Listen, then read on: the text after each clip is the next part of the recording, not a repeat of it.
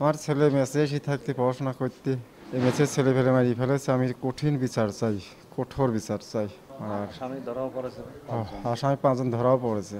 রুবেল রুবেল হোসেন আজ 4 বছর পড়তেছে মেসে আছে। আমি শুনেছি লাইট 11:30 সময় এখানে আইসি হলে লাইট 12:30 সময় আইসি আইসি মরতা পাইছি। মারছে হলে সাদাইতেন হাত পা বাইদি গামছাই দিয়ে হয়েছে আগে মারছে যারা আঘাত করেছে হাত পা বাইদি মুহি গামছাই দিয়ে ফেলা দিয়েছে।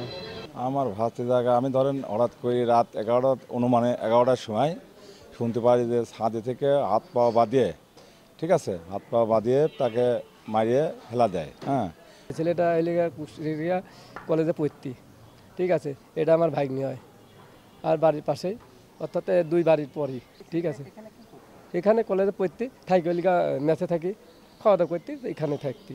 তা আমরা সংবাদ পেলাম বাইরে থেকে, আইসি থেকে এইভাবে বাধা। 50 বছরের ওয়ারেন্টি আর বাহারি ডিজাইনের মুস্তফা ইউপিভিসি ডোর কাটিয়ে দিন নিশ্চিন্তে 50 বছর। Mustafa uPVC door, excellence with durability.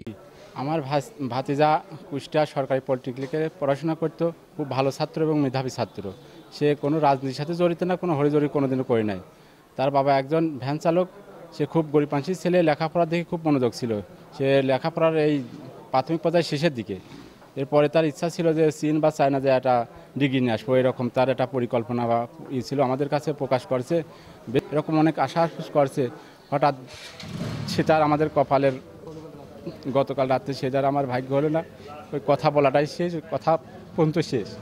ছেলেটা হচ্ছে আমার মামাতো ভাই, এর বাড়ি হচ্ছে কুমারখালী মির্জাপুর গ্রামে। ও হচ্ছে কুষ্টিয়া সরকারি পলিটেকনিক ইনস্টিটিউটের পাওয়ার ডিপার্টমেন্টের 6ষ্ঠ পর্বর খুবই মেধাবী একজন ছাত্র ছিল। গতকাল রাত 10:40 দিকে আমার ফোনে একটা ফোন যায়, যে বলে যে এখানে একটা অজ্ঞাত লাশ পড়ে রয়েছে, এটা কি চেনেন নাকি? তখন ওই ফেসবুকে আমি প্রথমে দেখলাম, যে দেখার পরে বললাম যে হ্যাঁ, এটা তো আমার মামাতো ভাই হয়, সম্পর্ক আমার মামাতো ভাই হয়। এখন দেখার পরে এখন আমরা সব দ্রুত চলে আসলাম। আসার পরে এখন দেখি যে তাকে বেঁধে, হাতে বাঁধা, পায়ে বাঁধা এবং মুখে গামছা পেঁচানো অবস্থায় তিনি বর্ণফুটের মোড়ে ওখানে পড়ে আছে। সেটা হচ্ছে ফেলানো হয়েছে রাত 10:40।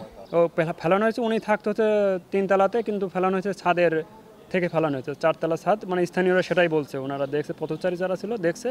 আর ওনারা ফেলছে হচ্ছে এটা পূর্ব পরিকল্পিতভাবে হত্যা করা হয়েছে টাকার চাপে। এর ভুক্তভোগী আমিও ছিলাম। আমার কাছে 29 তারিখে বিকেল 4টার দিকে আমাকে আমার মামাতো ভাই ফোন দিয়ে বলতে, ভাইয়া আমার তো 2000 টাকা লাগবে।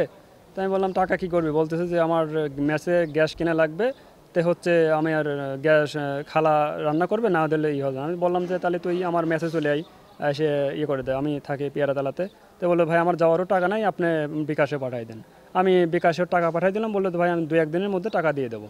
আমি বললাম যে টাকা কী করি, বাড়ি থেকে টাকা বলতেছে এই মুহূর্তে টাকা হচ্ছে বাবার কাছে ছিলাম, দুলাভাইয়ের কাছে ছিলাম, বললো যে 2-1 দিন পরে টাকার বিনিময়ে ওনাকে হচ্ছে চাপ প্রয়োগ করার কারণে উনি যখন টাকা দিতে আর পারছে না, সেই মুহূর্তে তাকে হত্যা করা হয় এবং 4-5 জন মিলে ওখানে হত্যা করা হয়। হত্যার আসামিরা আমরা তখন পুলিশকে ফোন দিই। পুলিশ ঘটনাস্থলে গিয়ে হচ্ছে 5 জনকে, প্রথমে 2 জনকে আটক করে, পরবর্তীতে আরও 3 জনকে আটক করে।